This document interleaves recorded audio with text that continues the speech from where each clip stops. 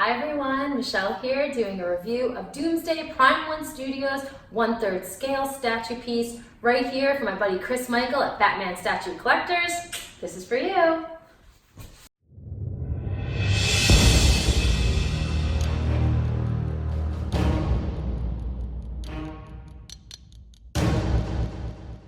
So here he is, guys. Let's talk about him. So if we look at the base, it is a metallic stand covered in stone.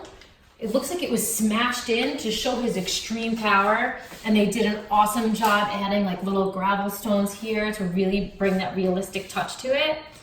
If you look up here at the Superman cape, guys, this is not fabric. This is completely sculpted. They did an amazing job, super sturdy. I love it. If we look at the boots over here, we can see the rips and tears working up to the skin on his legs. You can see the spikes here protruding out. I don't know if those are bones or spikes, but either ways, they make him look really fierce and super bad. His shorts are really super cool. I love the paint app. They did a great job here matching everything up. When we look at his upper body, this is so detailed, guys. The skin, the veins, just everything looks so real and so awesome. This piece comes with 2 portraits.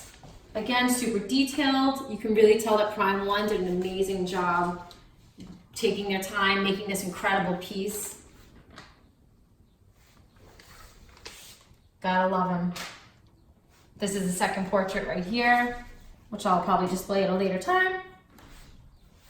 My score for this piece is an absolute 10. The only downside is that it's extremely heavy. So displaying it, because it's so large and heavy, sometimes might be an issue, but if you find a good spot for it, all good there.